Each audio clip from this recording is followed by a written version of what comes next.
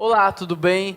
Que bom que você está aqui, já estava com saudades. É muito bom a gente participar desse culto juntos, né? Não é porque é virtual que não é real, pelo contrário, a gente está reunido em nome de Jesus Cristo e no Espírito de Deus, e por isso esse encontro aqui ele é muito importante, ele é muito especial. Eu quero convidar você a preparar o seu coração, a aquecer o seu coração para tudo que nós vamos viver aqui juntos como igreja. Então vamos junto adorar o nosso Deus, louvar o nosso Deus e que você possa viver intensamente esse momento que Deus preparou para você. Amém? Vamos adorar?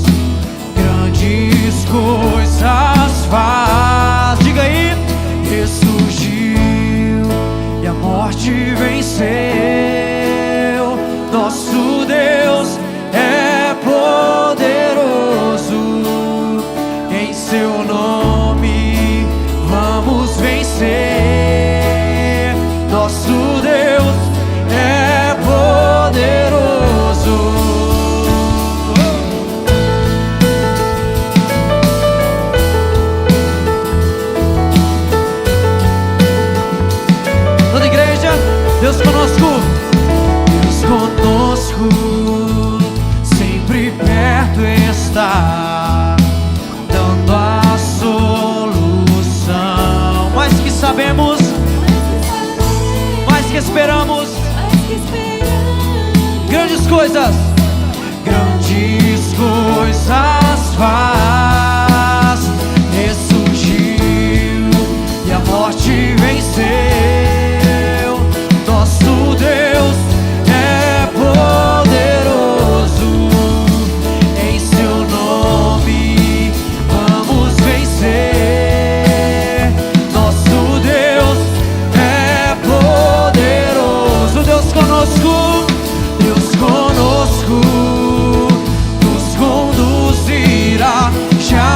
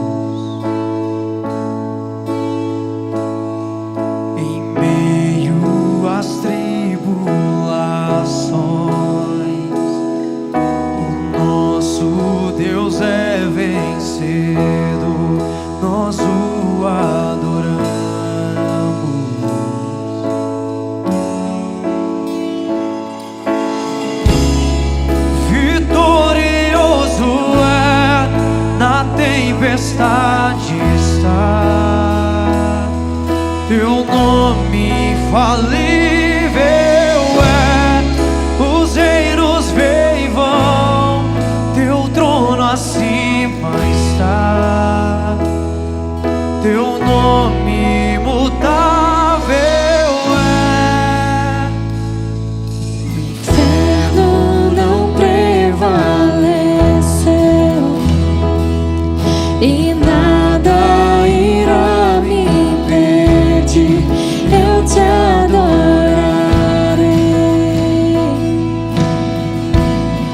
Diga muralhas. Muralhas vão estremecer, cadeias irão se romper enquanto adoramos.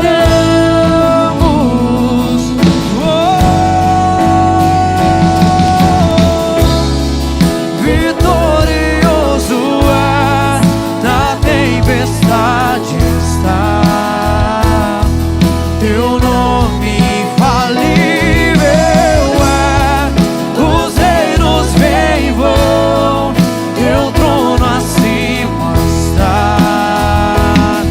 Teu nome imutável é, vitorioso é, na tempestade está. Teu nome infalível é, os reinos vêm e vão, teu trono acima está.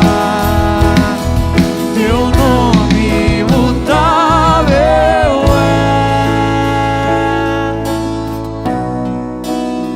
Vamos declarar nesse momento o poder do nosso Deus, como um trovão impetuoso, Ele é poderoso. Como um trovão impetuoso, poderoso é, grandioso é, que vem aos céus, nós proclamamos. Poderoso é, grandioso é, como um trovão impetuoso, poderoso é, grandioso é, que vem aos céus, nós proclamamos. Poderoso és, grandioso, como um trovão, como um trovão impetuoso, poderoso és, grandioso és, que vem aos céus, nós proclamamos. Poderoso és, grandioso, vitorioso é, vitorioso é, na tempestade está. Teu nome infalível é, os reinos vêm e vão, teu trono acima está. Teu nome imutável, como um trovão impetuoso, poderoso é, grandioso é, que vem ao céu, nós proclamamos. Poderoso é, grandioso é.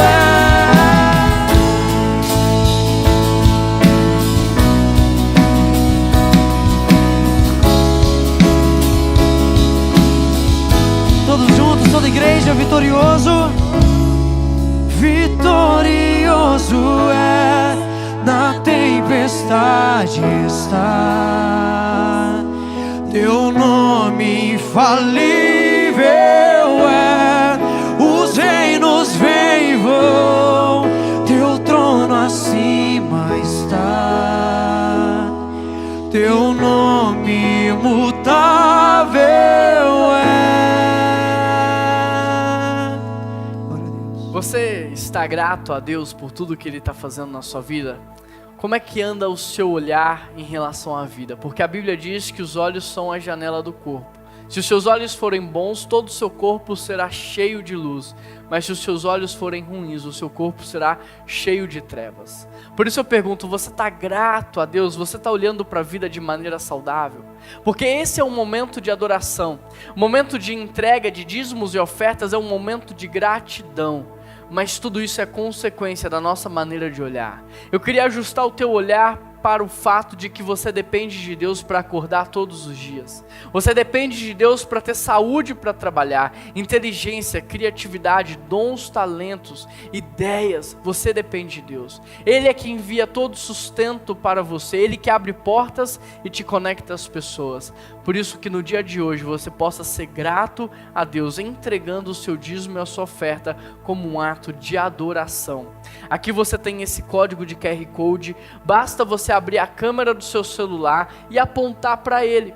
Se você está assistindo no seu celular, participando no seu celular, aqui embaixo tem um link na nossa descrição que vai abrir direto nessa mesma página do QR Code, onde você pode fazer a sua contribuição por cartão de crédito ou boleto bancário. Aqui você tem as contas da igreja, Itaú e Bradesco, e você pode fazer uma transferência. Só não deixa de adorar a Deus com seus dízimos e as suas ofertas, só não deixa de agradecer a Deus, porque a palavra diz que Deus ama quem faz com alegria, Deus ama o generoso. Essa semana eu vi uma frase e eu queria compartilhar com vocês. A frase diz assim: eu nunca vi ninguém ficar pobre pela doação, pela entrega, pela generosidade e pelos dízimos e as ofertas. Normalmente a gente vê as pessoas empobrecendo por muitos outros fatores, mas nunca pelo ato da generosidade. Então que nós sejamos generosos, que nós possamos agradecer a Deus e que nós possamos honrar a Deus com os nossos dízimos e as nossas ofertas. Vamos fazer isso enquanto nós cantamos a próxima canção? Que Deus te abençoe e vamos fazer isso juntos então.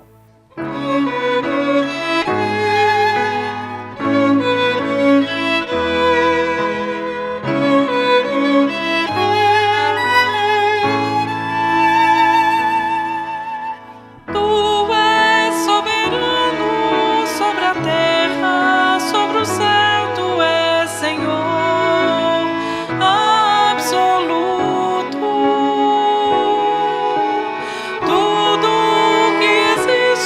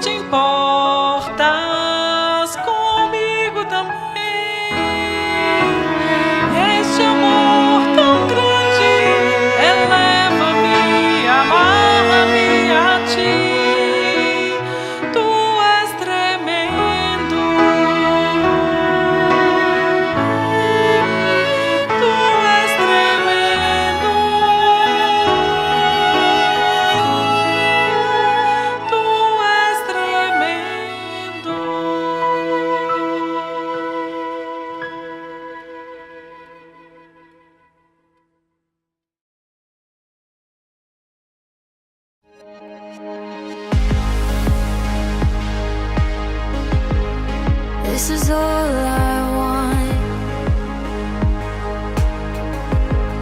That the love I have for you doesn't fade along with you. Can you help with that? The reason that I ask, I've seen far too many friends walk away and not come back. I want more than that. I won't wash away like branches in rain. I'd rather be kindling in the light. Set me on fire like I've never known. I wanna love you more as life goes on. So all of my days I'll place my first kiss.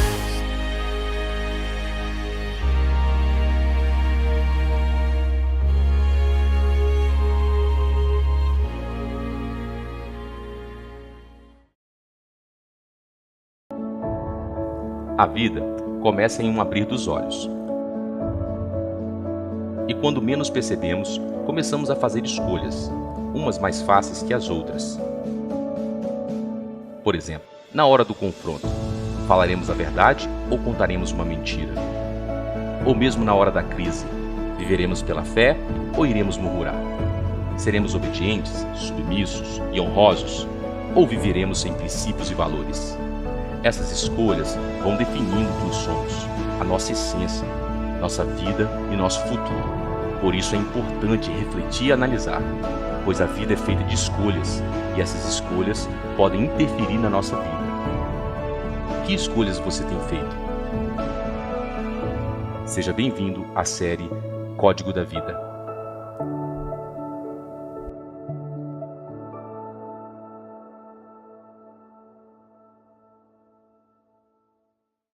Estamos em uma série de mensagens chamada O Código da Vida, e nessa série nós estamos trabalhando princípios cristãos para que nós possamos viver uma vida relevante. Na semana passada nós começamos a falar sobre o primeiro código da vida, e eu quero te perguntar, você se lembra que código é esse? O primeiro código da vida é: não despreze as provações, porque elas te fazem crescer.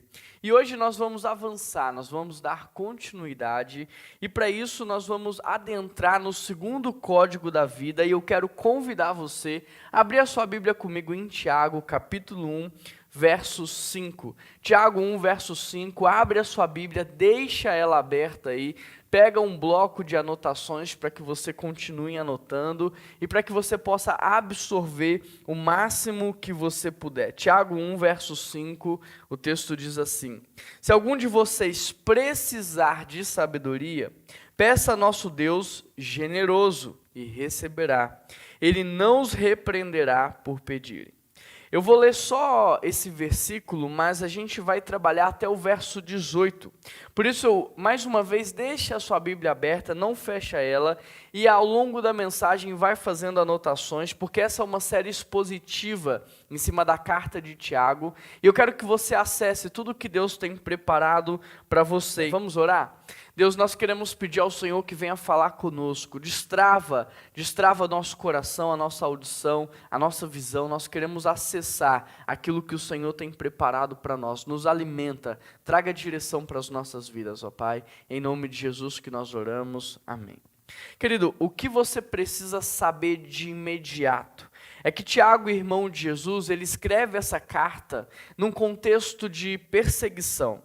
E ele escreve essa carta justamente para ajudar os cristãos a vencerem as provações da vida e alcançarem maturidade espiritual. Por isso, dos versos de 2 a 4, o Tiago vai falar muito sobre as provações, e ele vai dizer que nós devemos nos alegrar porque elas vão gerar crescimento, maturidade. E agora no verso 5, Tiago vai dizer assim, olha, se você precisa de sabedoria para atravessar a provação, então peça para Deus, porque Ele vai te dar. E o interessante é que a forma como o Tiago escreve dá a entender que os seres humanos por si só, eles são incapazes de alcançar sabedoria, eles não são sábios, e eles só podem ter sabedoria se eles receberem de Deus. E é interessante porque essa ideia para a gente hoje, ela é fácil de ser entendida, mas você precisa compreender o contexto da época e o choque que essa verdade trouxe na igreja do primeiro século. Por quê? Porque a ideia do judaísmo era que a sabedoria ela poderia ser adquirida com o estudo da Torá, com o estudo da palavra, com a Bíblia que eles tinham naquele tempo. A sabedoria no judaísmo é uma espécie de conhecimento religioso e moral que capacitava o homem daquele tempo para viver. Já para os gregos romanos, a sabedoria era um conhecimento ético, filosófico, científico, que as pessoas iam acumulando ao longo da vida. Portanto, quando o Tiago chega para essas pessoas e diz, vocês não são sábios, vocês precisam de sabedoria, então peçam para Deus, ele causa um grande choque, porque aquelas pessoas elas se achavam sábias aos seus próprios olhos. Agora, o mais interessante aqui é que Tiago ele não é um mestre, ele não pode ser visto apenas como um teólogo, mas principalmente como um pastor dos primeiros cristãos. E esse confronto, ele é muito importante na igreja do primeiro século, porque ele leva aqueles cristãos a um nível de maturidade espiritual. O que Tiago está fazendo é tirar os cristãos do ponto A e levar ao ponto B. É tirar os cristãos de uma vida de religiosidade a uma vida de espiritualidade. É tirar os cristãos de uma vida de devocional a uma vida de devoção. O que Tiago está dizendo aqui é, não basta você conhecer as Escrituras se você não tem uma vida de oração. Ou seja, mais do que fazer a sua devocional, se é que você faz, você precisa ter uma vida de devoção. Por isso Tiago está dizendo, se vocês querem ter sabedoria, não tem outra forma senão se relacionando com Deus, senão pedindo para o próprio Deus. E aí eu te pergunto, o que é sabedoria? Será que você sabe o que é sabedoria? Porque talvez você está confundindo sabedoria com experiência de vida, sabedoria com inteligência, com esperteza. Mas será que você sabe o que realmente significa sabedoria? Cícero diz que sabedoria é a princesa das virtudes. Portanto, querido, sabedoria não é astúcia humana, não é esperteza, não é inteligência. Sabedoria não é experiência.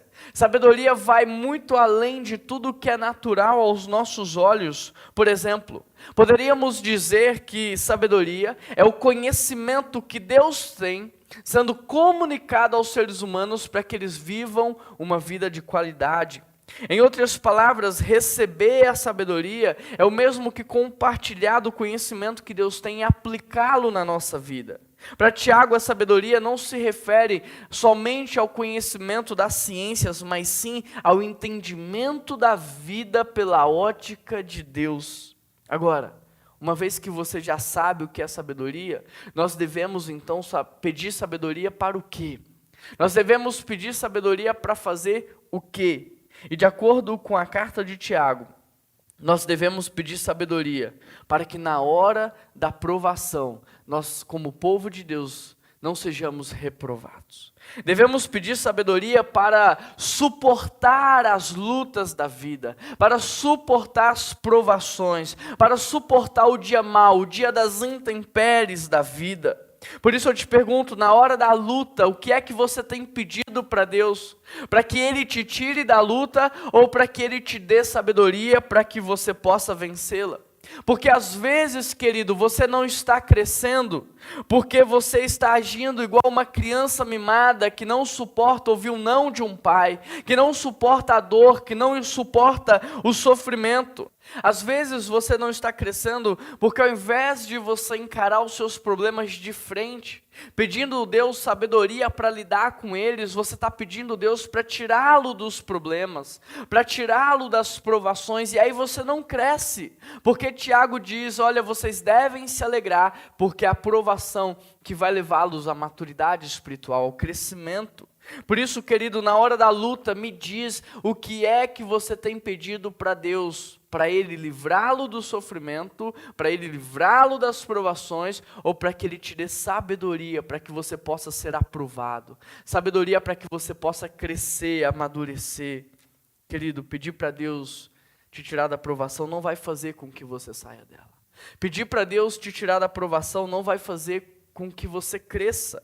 Por isso, ao invés de pedir para Deus que o livre, comece a pedir para Deus sabedoria para você aprender a lidar com ela e principalmente ser aprovado no seu testemunho.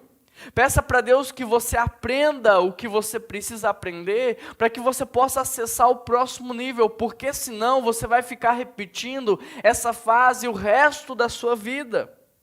Querido, uma vez que você já entendeu, uma vez que você já aprendeu com Tiago, que as crises, dificuldades, lutas e problemas são absolutamente normais na vida de um cristão, e que isso vem tanto para o incrédulo quanto para o crente, e que a tempestade ela pode até destruir o incrédulo, mas que para o cristão ela só vai produzir crescimento. Uma vez que isso está claro para você, uma vez que você já absorveu e já acolheu isso no seu coração, eu estou aqui para te dizer, você está pronto para avançar, você está pronto para crescer, para amadurecer, para chegar no próximo nível da vida que Deus tem para você. E sabe qual é o próximo nível? É você parar de fugir dos problemas e você começar a resolver problemas. Deus está te chamando para ser um resolvedor de problemas, para encarar problemas e trazer a solução. O próximo nível é você começar a pedir todos os dias a Deus sabedoria para você lidar com as intempéries da vida, para você lidar com as crises da vida e para que você tenha um bom testemunho e seja aprovado. Portanto, eu te pergunto, me diz, hoje você precisa de sabedoria? Você precisa de sabedoria para viver? Você está encarando um grande problema, um gigante, um desafio, e você está precisando de sabedoria para resolver essa crise, esse conflito? Porque o texto diz, se você precisa de sabedoria, peça a Deus, porque olha o que o texto diz, Ele é generoso e você vai receber. Ou seja, com Tiago nós podemos aprender 3 passos rápidos para se alcançar sabedoria. E olha como ele complementa o verso 5. No verso 6 ele diz, mas quando vocês forem pedir sabedoria, peçam com fé, sem vacilar, pois aquele que duvida é como a onda do mar, empurrada e agitada pelo vento. Portanto, se queremos ter sabedoria, aprenda com Tiago, você precisa pedir. Mas não basta pedir, você precisa pedir para a pessoa certa, peça para Deus. Mas não basta pedir, e não basta pedir para a pessoa certa, você precisa pedir com fé, com ousadia. Eu não sei se você percebeu, mas os passos, eles são complementares. Ou seja, não basta você pedir sabedoria, não basta pedir para a pessoa certa, você precisa pedir para a pessoa certa, mas com muita fé, porque o texto diz, Ele é generoso e você vai receber. Agora, deixa eu lhe perguntar, por que ao longo da sua vida você não tem vivido em sabedoria? Por que ao longo da sua vida você não recebeu sabedoria? Por que você não tem vencido as provações? É porque você nunca pediu por sabedoria? É porque você está tentando conseguir sabedoria do jeito errado, lendo livros, estudando, tendo experiências? Ou porque você não está pedindo a Deus com fé? Qual é a razão para que você não receba a sabedoria? Porque o texto diz, peça a Deus generoso e você receberá. Por qual motivo, querido, você tem sido reprovado? Por qual motivo você está paralisado no tempo, você não está crescendo? Apenas nos versos 5 e 6, Tiago nos ensinou 3 coisas acerca do caráter de Deus. Olha o que ele diz. Primeiro, Deus é a fonte de toda a sabedoria. Segundo, é da natureza de Deus em dar. Terceiro, Deus é generoso. Deus é muito generoso. Todas as vezes que Ele foi multiplicar a comida, sempre sobrou. Quando Ele foi nos salvar, Ele nos deu o seu melhor. Deus é generoso em tudo o que faz. Por isso, se você não tinha o costume de orar todos os dias dizendo, Pai, me dê sabedoria para viver, que você comece a fazê-lo o quanto antes, porque este princípio, esse código pode mudar a sua vida. Tiago 1, verso 5, se algum de vocês precisar de sabedoria, peça a Deus generoso e receberá. O que precisamos entender é que quando se trata de benefícios espirituais, presta atenção nisso. Quando se trata de benefícios espirituais, não há limites para o que Deus possa fazer. Quando se trata de benefícios espirituais, não há barreiras para aquilo que Deus quer fazer na sua vida. Ou seja, quanto mais você pedir, mais você vai receber. Deus não colocou um limite aqui, porque é do interesse de Deus que você cresça, que você alcance a maturidade cristã. Por isso, quanto mais você pedir, mais você vai receber, porque é do interesse de Deus que você seja aprovado. E no final do texto você vai ver, para que você receba a coroa da vida. Em outras palavras, o que você tanto precisa hoje, para suportar a provação, para se alegrar na provação, para vencer a provação, Deus está disposto a te dar. Então nada mais sábio do que você fechar os seus olhos e começar a orar dizendo, Pai, me dá sabedoria para viver. Que Deus. Essa é a verdade, que Deus. No verso 6, Tiago diz, mas quando pedirem, façam com fé, sem vacilar. Pois aquele que duvida é como a onda do mar, empurrada e agitada pelo vento.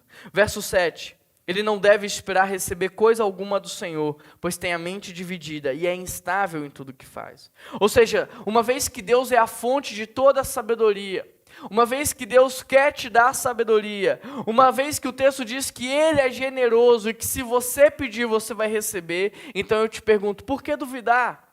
Qual é a razão da sua dúvida? Qual é a razão da sua descrença? Qual é a razão da sua falta de fé? Porque Tiago compara o homem sem fé a duas figuras. Para o Tiago, ele é como a onda do mar, empurrada de um lado para o outro, ou seja, uma pessoa que é jogada o tempo todo de um lado para o outro. E para Tiago, ele é uma pessoa que tem a mente dividida, ou seja, uma pessoa que constantemente fica em cima do muro, uma pessoa que está tentando servir aos dois senhores, a seguir os dois caminhos. E eu te pergunto, você é assim? Uma pessoa empurrada e jogada pelo vento, como a onda do mar. Uma hora está bem, uma hora está mal. Uma hora crê em Deus, a outra hora duvida de Deus. Você vive assim. Você tem a mente dividida. Está tentando seguir a Deus e ao dinheiro. Você está tentando servir aos dois senhores. Seguir os dois caminhos, o largo e o estreito. Você tem vivido assim, com um pé no mundo e um pé na igreja. Com o coração voltado para Deus, mas com o resto do corpo voltado para a carnalidade. Você tem vivido assim? Porque Tiago fala do resultado negativo de quem vive esse estilo de vida. E ele diz, primeiro, haverá um fracasso na oração. O texto diz, não vai receber coisa alguma.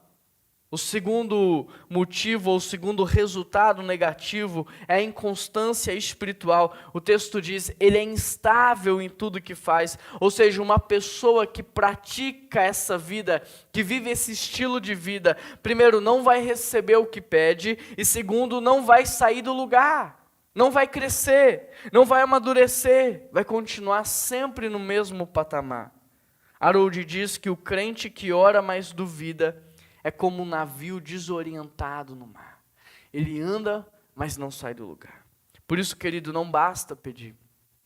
Não basta pedir para Deus. Você precisa pedir para Deus, mas você precisa pedir com fé. E é justamente isso que eu gostaria de encorajá-lo a fazer. Enquanto você escuta essa palavra, vá orando em espírito no seu coração, dizendo, Pai, me dá sabedoria.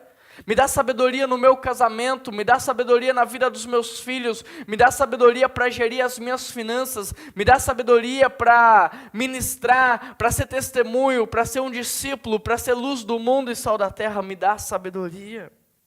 Agora, como é que você pode fazer isso? Como é que você pode receber a sabedoria? Como é que você pode acessar aquilo que Deus tem preparado para você? Sabe como? É muito simples. É mais simples do que você pensa. Não é difícil. Basta você fechar os teus olhos. Basta você colocar os teus joelhos no chão e começar a orar. Sabe por quê? Porque a sabedoria é algo espiritual.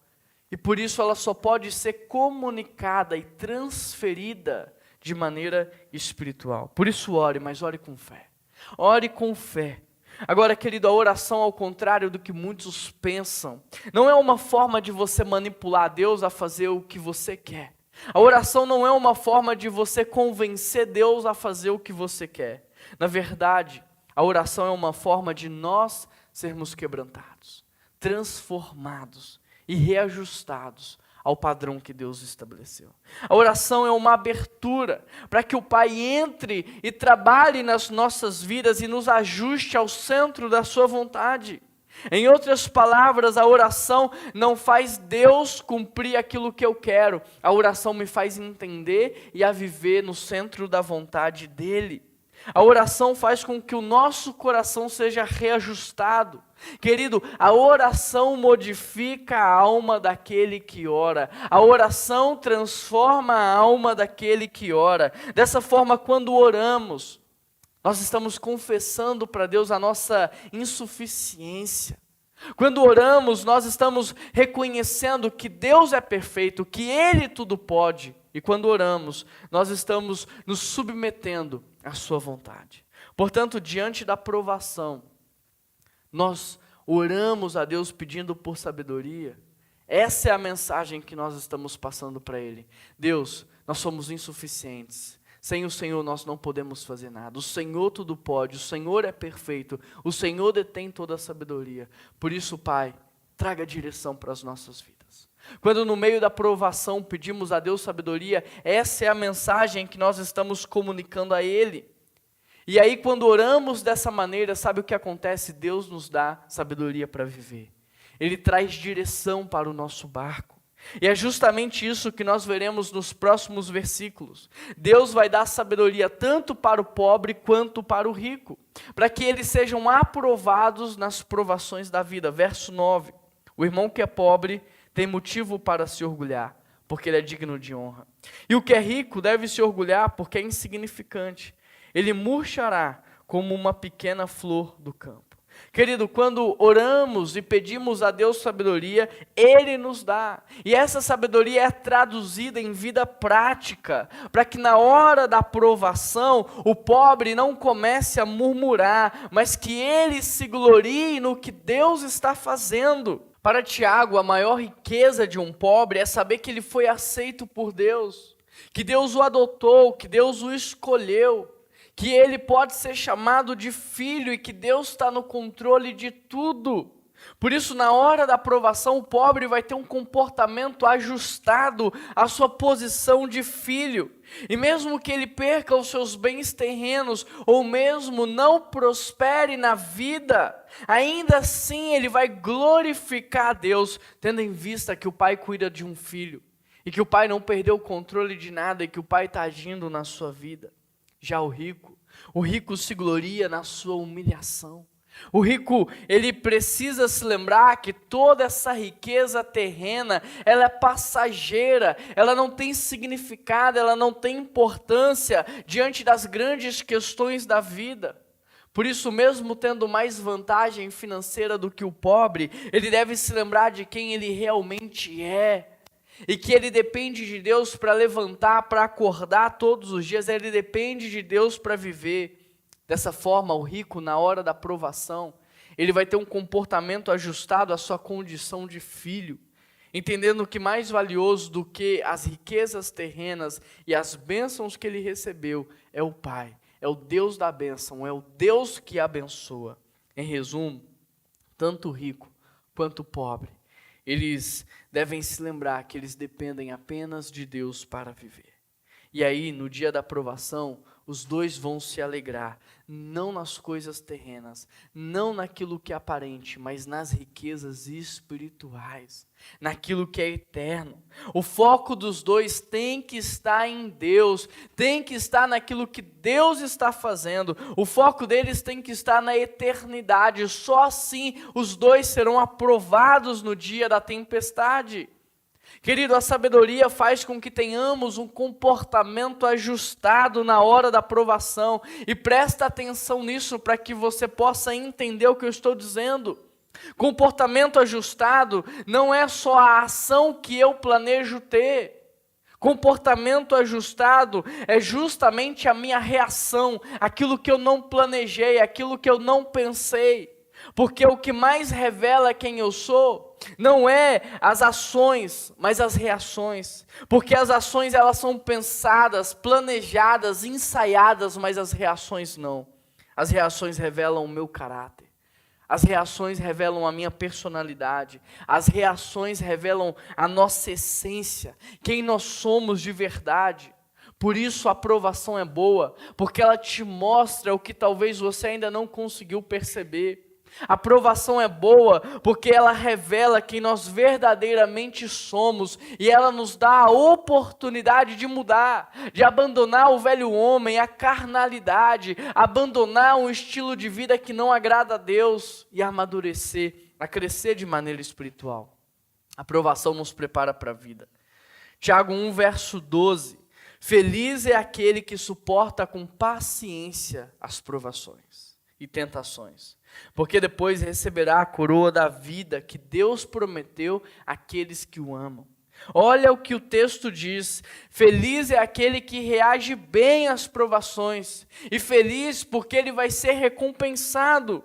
Querido, olha o que o texto está dizendo: feliz, ou seja, contente, realizado, satisfeito, completo vai ser quem suportar as provações, e não quem fraquejar nas provações. Em igualdade com o Sermão do Monte, nós temos a impressão de que quanto mais suportamos com paciência as provações, mais nos aproximamos de Deus. E quanto mais próximos de Deus nós estamos, mais contentes, felizes, satisfeitos, cheios ficamos. O texto diz que quem suporta com paciência, ou seja, quem é leal, tanto na ação quanto na reação, e é perseverante, ou seja, é constante em sua lealdade a Deus, será recompensado com a coroa da vida. Que Deus! Em outras palavras, a coroa da vida é a recompensa daqueles que amam a Deus e provam este amor, suportando com paciência todo o sofrimento e toda a dor. Ou seja, se o rico sendo provado não murmurar, mas pelo contrário, reconhecer a sua dependência em Deus e dessa forma conseguir abrir mão do que tem, repartindo o que tem com aqueles que não têm, sendo constante em sua generosidade, sendo constante em sua entrega, em sua doação. O texto diz: mais do que feliz, o rico será poupado do inferno e ainda receberá a coroa da vida. Que Deus!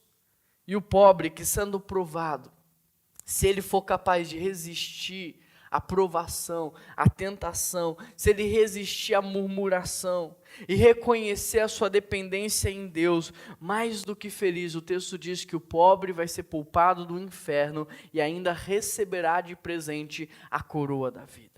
Ou seja, a provação, querido, é a medida que remove as imperfeições e as impurezas do nosso coração. A provação é a medida da purificação. A provação é uma prova que visa apenas a nossa aprovação diante de Deus. É ela que nos prepara para que um dia nós recebamos a coroa da vida.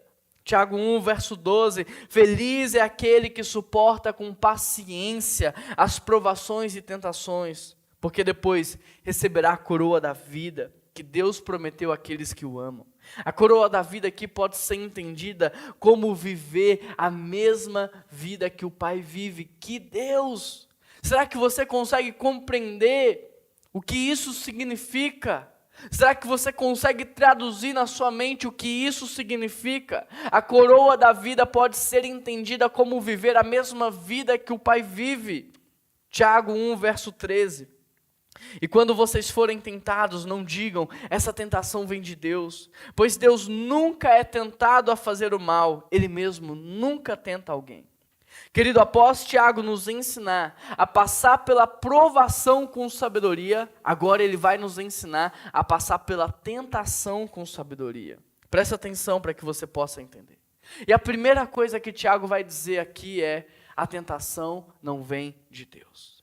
Agora, você só vai entender isso se você começar a fazer uso da sabedoria que Deus está te dando.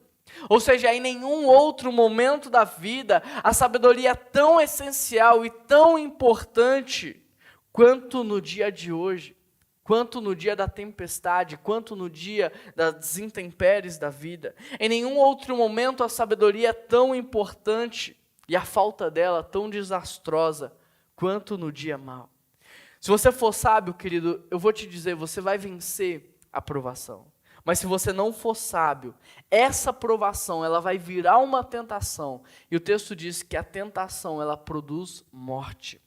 Ela vai destruir você. Em outras palavras, uma pessoa sábia, ela tende a suportar as provações com sabedoria, fidelidade, lealdade a Deus. Mas uma pessoa imatura, na hora da prova, ela começa a questionar quem Deus é, a sua vontade.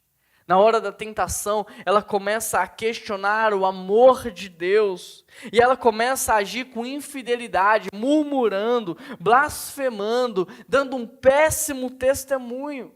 Deu para entender? Um crente maduro, ele suporta a provação com lealdade, mas um crente maduro, ele transfere a culpa para Deus. Ele tende a terceirizar a culpa do seu sofrimento para Deus. E após fazer isso, ele abandona, ele rejeita a presença de Deus e ele começa a caminhar sozinho. E eu te pergunto, como é que você está reagindo às provações? Você tem sido sábio e você tem vencido elas, ou você tem sido imaturo e você tem culpado a Deus pelo seu sofrimento? Porque é justamente isso que Tiago está dizendo. Não terceirize a sua responsabilidade. Não terceirize a culpa para Deus. Não terceirize o seu sofrimento para Ele, porque muito do que você está passando, nós já aprendemos com Tiago, que é fruto das nossas decisões. É consequência da nossa impulsividade, da nossa fraqueza, da nossa irresponsabilidade, das nossas escolhas. Querido, Deus não promove a dor, mas Ele também não desperdiça ela. Ou seja, sofremos porque primeiro somos humanos, estamos suscetíveis a todo tipo de sofrimento. Sofremos porque segundo, somos pecadores e fazemos sim escolhas ruins, tomamos decisões ruins, somos impulsivos. Sofremos porque terceiro, somos cristãos e nesse mundo seremos perseguidos. Mas embora Deus não crie o sofrimento, Ele também não desperdiça ele. De modo que tudo que nos acontece de bom e de ruim, Deus está usando para nos aperfeiçoar, para gerar crescimento e maturidade em nós. E é isso que a palavra diz. Todas as coisas cooperam para o bem daqueles que amam a Deus. E o bem daqueles que amam a Deus não é estar isento dos sofrimentos, mas é crescer, é amadurecer, é ser aperfeiçoado, até que um dia possamos alcançar a imagem de Jesus Cristo. Deus está usando das situações da vida para que você se torne mais parecido com o nosso Senhor Jesus Cristo. Tiago 1, verso 13. E quando vocês forem tentados, não digam, essa tentação vem de Deus, pois Deus nunca é tentado a fazer o mal, Ele mesmo nunca tenta alguém. Versículo 14, a tentação vem dos nossos desejos, que nos seduzem e nos arrastam. Verso 15, esses desejos dão luz ao pecado, e quando o pecado se desenvolve plenamente, ele gera a morte. Querido, repare que Tiago não vê o pecado como um ato, mas como um processo de 4 estágios. O primeiro estágio, Tiago diz, é o vazio. Ou seja, por não cultivarmos um relacionamento com Deus, mas sim uma vida de religiosidade, a verdade é que muitas vezes estamos vazios. E só alguém que está vazio é capaz de se encher de qualquer coisa. Por exemplo, imagine um almoço de domingo na sua família. Conseguiu imaginar aquele almoço onde tem tudo que você gosta? Imagine que você comeu até se fartar, você está cheio, extasiado. Aí vem a sobremesa e você come tudo que você gosta. Você está tão cheio, mas tão cheio, que tudo que você mais quer é se deitar. Tudo que você mais quer é ficar deitado no chão, porque você está se sentindo desconfortável. Aí chega uma tia atrasada na sua casa, e ela trouxe uma lasanha, e ela quer que você experimente, que você coma um pedaço. A pergunta que eu te faço é, você vai comer? Claro que não, por quê? Porque você está extasiado, você está cheio, você está lotado de comida, você não aguenta mais. Por isso você não vai comer. Agora, grava isso na sua mente. Imagine que num outro dia você saiu de casa atrasado para o trabalho, acordou tarde, não deu tempo de tomar o café da manhã. Chegou no serviço e esqueceu que você tinha que entregar um projeto. E aí você pula o horário do lanche, você não almoça porque você está trabalhando em cima daquele projeto. E lá para as 15 horas você consegue terminar e às 16 você vai apresentar o projeto. Você apresenta o projeto, você começa a suar frio, as suas mãos estão tremendo porque a adrenalina passou. E agora você está se sentindo fraco, você precisa comer alguma coisa. E aí você vai na cozinha do seu trabalho, abre a geladeira e quando você olha lá dentro tem um pastel. Mas aquele pastel já tem mais de 7 dias que está ali. Eu te pergunto, você vai comer? Claro que vai. Por quê? Porque você está vazio, você está com fome. Você precisa comer alguma coisa, percebe? Quando você está vazio, você aceita qualquer coisa. Mas quando você está cheio, você é seleto. E da mesma forma é na vida espiritual. Quando você está vazio de Deus, o diabo te oferece lixo e você aceita. Mas quando você está cheio, quando você está completo, quando você está satisfeito, quando você está cheio da presença de Deus, o diabo pode te oferecer aquilo que você mais quer e você vai conseguir rejeitar. Por quê? Porque você está cheio, você está satisfeito. O primeiro estágio do pecado para Tiago é o vazio. O segundo estágio, então, é o desejo, a cobiça. Por exemplo, por que não é recomendado você fazer compras quando você está com fome? Porque o vazio te faz comprar mais, o vazio aumenta o seu desejo, o vazio aumenta a sua cobiça. O primeiro estágio é o vazio, o segundo estágio é a cobiça, o terceiro estágio é o engano. Ou seja, você enche o seu carrinho de compra e você acha que está fazendo a melhor coisa da vida, mas quando você chega no caixa para pagar, você percebe a loucura que você cometeu. Querido, muitas pessoas hoje estão fora da igreja, não oram, não leem a Bíblia, não jejuam, estão traindo, contando mentiras, fazendo fofocas, se prostituindo, falando mal dos outros, e elas estão achando que essas coisas são aceitáveis, que são absolutamente normais. Por quê? Porque um dia elas estavam vazias, e elas começaram a cobiçar o que elas não tinham e não poderiam ter. E por causa disso elas entraram no terceiro estágio, que é o estágio do engano. Para que elas pudessem ter, e para que elas pudessem ter com a consciência limpa, elas começam a se enganar, e elas começam a viver uma vida de cegueira espiritual. Você consegue entender? Você conhece pessoas que estão vivendo assim? Todo mundo percebe a loucura que elas estão cometendo, mas elas já estão cegas e elas não conseguem perceber. Agora, deixa eu te dizer algo. Você já parou para pensar que você pode estar vivendo nesse estágio do engano?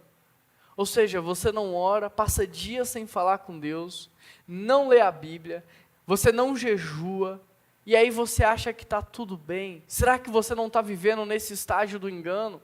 Porque, querido, se você não valoriza a presença de Deus hoje, como é que você pode dizer que vai valorizar ao longo de toda a eternidade? O que não é verdade hoje também não vai ser verdade amanhã. Percebe o tamanho da loucura que você está cometendo? Se você troca Deus por qualquer coisa no seu dia, como é que você pode falar que Ele é o centro da sua vida? Se você é capaz de se beneficiar muito mais do que você oferta para Deus, como é que você pode falar que Ele é a sua prioridade? Se você busca muito mais engrandecer o seu nome, a sua carreira, do que o reino de Deus, como é que você pode falar que Ele é o Deus da sua vida, que Ele é o Senhor da sua vida? Será que você não está vivendo no estágio do engano, da cegueira espiritual? Será que você não está tentando seguir aos dois caminhos, servir aos dois senhores? Será que você não se encontra em cima do muro neste exato momento? Escuta a sua liderança, escuta o seu pastor, escuta as pessoas que te amam de verdade, porque talvez você está cego e não está conseguindo perceber a loucura que você está cometendo. Tão perto, mas tão longe. Tão perto de Deus, mas tão longe. É por isso que Apocalipse 3:20, Jesus vem e ele diz assim: olha, eis que estou à porta e bato. Se tiver alguém aí, abra e deixa eu entrar. Querido, mais uma vez Jesus está batendo a porta do seu coração. E Ele está tentando ajustar as suas prioridades, o seu olhar, o seu coração, a sua vida. Porque se você não acordar, o quarto estágio do pecado é a morte. Em outras palavras, para Tiago, um cristão, ele não cai, ele vai caindo. E talvez você esteja feliz da vida porque você não caiu. Mas será que você não está caindo e você não está percebendo? Será que você não está caindo, mas está cego e não consegue entender o que está acontecendo na sua vida? Porque Davi não caiu do dia para a noite, Davi foi caindo. E Davi começa caindo quando ele abre mão dos valores de Deus e ele abraça os valores do mundo. Será que não é assim que você está vivendo hoje? Davi começa caindo quando ele olha para tudo que ele conquistou e ele se esquece de Deus e ele começa a falar que foi ele. Será que não é nesse estágio que você se encontra? Davi continua caindo quando ao invés de ir para a batalha, servir a Deus, ele fica no seu castelo curtindo as regalias. Será que não é neste exato momento que você se encontra? Por isso eu te pergunto, em qual estágio você se encontra hoje? No estágio do vazio? Longe da presença de Deus, mesmo estando tão perto, vivendo uma vida de religiosidade, de aparência, mas distante de Deus? Ou talvez você está no estágio da cobiça, aonde você está cobiçando aquilo que não é seu, desejando aquilo que Deus não tem para você. Você está no estágio do engano, da cegueira espiritual, ou você está caminhando a passos largos para a morte? Pergunto isso porque Deus é bom. A palavra diz que Ele é fiel para perdoar todos aqueles que se arrependem. Deus é fiel para te perdoar. Deus é bom. As suas misericórdias se renovam a cada manhã. A graça é um presente, é um favor imerecido. Deus não quer que você destrua a sua vida, a sua história. Por isso, mais uma vez, Ele está te dando a oportunidade de mudar, de crescer, de amadurecer. Querido, eu não sei se você está percebendo, mas não há momento mais oportuno na sua vida para que você ore pedindo a Deus por sabedoria. E deixa eu te perguntar, você está pronto para ser provado? Você está pronto para ser provado? Você está pronto para encarar as provações da vida e ser aprovado por Deus? Porque se você não está, coloca teu joelho no chão e começa a clamar a Deus por sabedoria, para que quando a aprovação vier, você esteja pronto para ser aprovado nela. Tiago 1, verso 16, não se deixe enganar, meus amados irmãos, toda dádiva que é boa e perfeita vem do alto, do Pai, que criou as luzes do céu, nele não há variação nem sombra de mudança. Por sua própria vontade, Ele nos gerou por meio da sua palavra verdadeira. E nós, dentre toda a criação, nos tornamos os seus primeiros frutos. É interessante porque aqui Tiago começa dizendo, não vos enganeis. Ou seja, prestem atenção no que o mundo está dizendo a respeito de Deus. Não vos enganeis, estejam atentos ao que o inimigo está tramando através das mídias, das redes sociais. Não sejam enganados por aquilo que vocês estão ouvindo a respeito de Deus. Querido Tiago, como pastor, ele traz um alerta para a igreja. Ele diz, amados irmãos, não se deixem enganar. Ou seja, a igreja estava sendo enganada. E hoje, me diz, sabe quem são as pessoas que estão vivendo em promiscuidade? Sabe quem são as pessoas que estão vivendo de maneira promíscua? São justamente pessoas que nasceram na igreja, conhecem a palavra, mas que foram enganadas pelas mídias e criaram uma imagem deturpada de Deus, saíram da igreja e estão vivendo no engano, na cegueira e na morte. Me diz, é verdade ou não é? É por isso que Tiago está dizendo, não se deixe enganar. Não caia na conversa da mídia. Não caia nessa conversa, não leve a sério essa ideia, essa imagem que eles estão formando a respeito de Deus.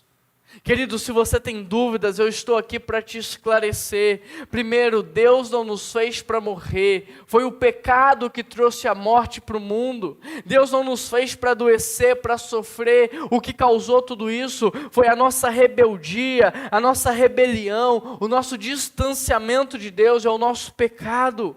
Porque Deus nos ama. Se tem alguém que nos ama de verdade, é Deus. O seu amor é verdadeiro, é incondicional, é unilateral, é divino, não espera receber nada em troca.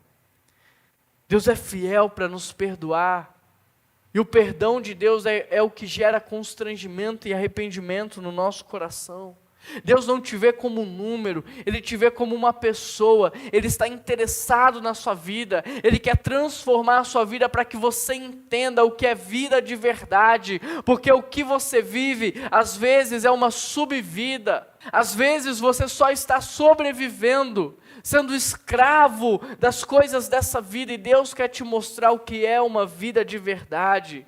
Por isso Ele quer salvar a sua vida, Ele quer te dar a vida eterna. Ele está preparando uma morada para a sua família, para o seu povo. Ou seja, em concordância com aquilo que Tiago está dizendo, tudo que Deus faz é bom, tudo que Deus criou é bom. A maldade vem da perversão que há no coração do homem, do pecado. Deus não promove o mal, tudo que Deus faz é bom. Tiago 1, verso 18. Por sua própria vontade Ele nos gerou, por meio da sua palavra verdadeira, e nós dentre toda a criação nos tornamos seus primeiros frutos. Nós não sabemos aqui ao certo se Tiago está falando da nossa criação ou do nosso novo nascimento.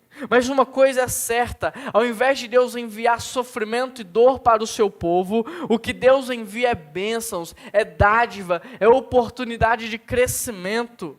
Querido, Deus não só nos criou, como também, olha só, Ele nos permite nascer de novo, recomeçar, zerar a vida, viver de maneira certa, deixar um grande legado. Você tem noção dessa oportunidade que Deus nos dá? A obra de Cristo naquela cruz te permite hoje zerar a vida, corrigir os teus erros, recomeçar da maneira certa. A obra de Cristo naquela cruz por você te permite nascer de novo e viver uma vida e experimentar de uma vida que você jamais experimentou. Agora a pergunta que eu te faço é: você quer isso? Você quer isso para você? Viver uma vida sem escravidão, sem opressão. Viver uma vida de verdade, uma vida de abundância, uma vida de liberdade. É isso que você quer? Caminhar para a eternidade? Mas a grande pergunta é isso que você quer? Se é isso que você mais quer, feche os seus olhos e comece a falar com Deus. Peça a Deus que primeiro te dê sabedoria num momento como esse. Peça a Deus que o Espírito Santo de Deus revele para você a obra de Cristo naquela cruz. Peça ao Espírito Santo para quebrantar o seu coração, trazer arrependimento ao seu coração, e para que Ele possa abrir esse coração para que Jesus Cristo possa entrar e transformar a sua vida e a sua história. Feche os seus olhos e fale com Deus. Querido Deus e eterno Pai, eu quero entregar essa vida que neste momento ora, que ora ao Senhor. Ó Deus, eu quero pedir que o Teu Espírito Santo complete aquilo que o Senhor já começou a fazer. É muito provável que essa pessoa ela já te conheça de ouvir falar, mas ela quer te conhecer de verdade. Há pessoas orando neste exato momento que estão desviadas e querem reconciliação. Há pessoas nesse momento orando porque querem entregar a vida verdadeiramente a Ti, Pai. Eu peço ao Senhor que através do Teu Espírito Santo e da obra de Cristo, que o Senhor possa salvar essa vida, que o Senhor possa transformar essa vida e essa história, e que o Teu Espírito Santo venha selar essa pessoa, Pai, e que a obra da santificação comece no dia de hoje, Pai, e que em nome de Jesus o Senhor possa revelar a essa pessoa o propósito que o Senhor tem para a vida dela, aquilo que estava no seu coração quando o Senhor deu palavras de ordens para que ela viesse à existência. se revela, Pai, como um Deus de amor. Cura as feridas, cura os traumas, que o Senhor Deus possa sarar esse coração com a Tua presença, com a Tua paz, com a Tua alegria, Pai. E que em nome de Jesus, essa pessoa possa experimentar de uma vida nova. E é assim que eu oro em nome de Jesus. Amém.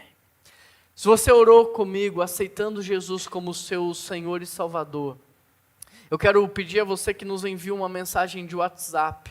Está aparecendo o número aqui na tela, você também tem esse código de QR Code, abrindo a câmera do seu celular e apontando para ele, você vai abrir numa conversa de WhatsApp conosco. E eu queria que você dissesse que você aceitou Jesus Cristo, porque eu quero batizar você. Eu quero que você dê um passo a mais na sua caminhada cristã. Nós queremos que você desça as águas do batismo, que você comece a participar conosco do memorial da ceia do Senhor. Então, se você aceitou Jesus, manda uma mensagem para a gente, para que nós possamos iniciar uma caminhada juntos. E se você também no dia de hoje se reconciliou com Jesus Cristo, com a igreja, também nos envie essa mensagem, para que nós possamos dar início a uma caminhada enquanto família. Nós queremos caminhar com você.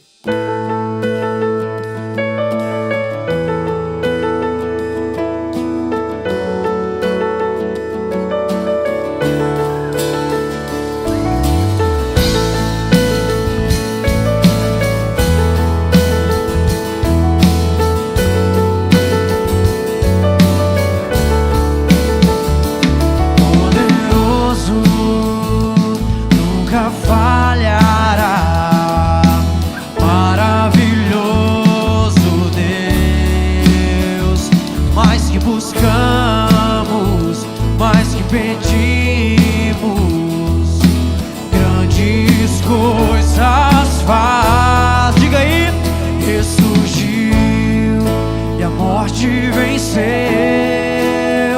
Nosso Deus é poderoso, em seu nome vamos vencer. Nosso Deus é poderoso.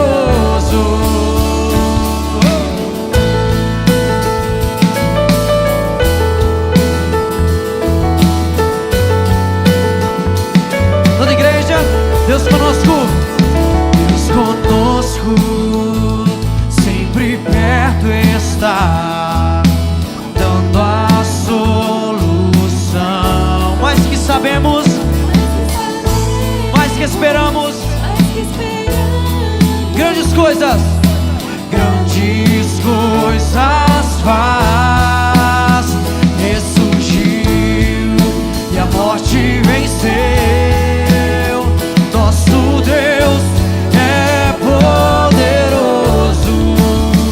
em seu nome vamos vencer. Nosso Deus é poderoso. Deus conosco, Deus conosco, nos conduzirá.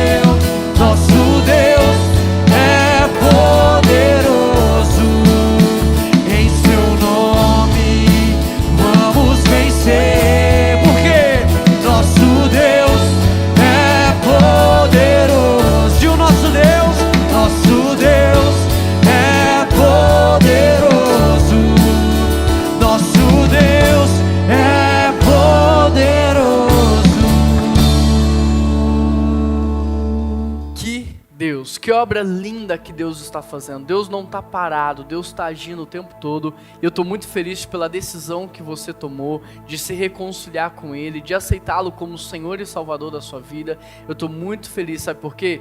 Porque os melhores anos da tua vida são aqueles que estão por vir ao lado de Jesus Cristo. Nós somos a primeira igreja batista de Belo Horizonte, uma família cheia de esperança, e nós queremos que você faça parte da nossa família. Então se conecte conosco, faça parte do que Deus está fazendo no mundo, no nosso país, no nosso estado e na nossa cidade. A todos eu quero agradecer a participação, é muito importante a sua participação aqui. Quero agradecer a Deus pela sua vida e quero te pedir um favor, dá aqui uma curtida nesse vídeo, assina o nosso canal, isso é muito importante, assina o nosso canal e compartilha esse culto nos seus grupos de WhatsApp para que muitas pessoas possam ter a oportunidade que você teve hoje de ter um encontro com Jesus Cristo, amém? Deus abençoa, Pai, todo mundo, todas as famílias representadas aqui nesse culto. Dá uma semana de paz, uma semana de alegria, e aqueles que te aceitaram como Senhor e Salvador, que eles possam experimentar de uma paz que excede todo entendimento, e que eles possam experimentar de uma alegria que transborda o coração, que eles possam desenvolver um relacionamento sincero e verdadeiro com o Senhor, uma intimidade contigo, e é por isso que eu oro em nome de Jesus, amém. Que Deus te abençoe, até a próxima. A Semana da Criança está chegando. Você está aí pensando o que fazer de diferente com seu filho? O Geração Kids da PIB-BH está preparando uma programação para todos os dias, de 12 a 18 de outubro. Vem participar com a gente!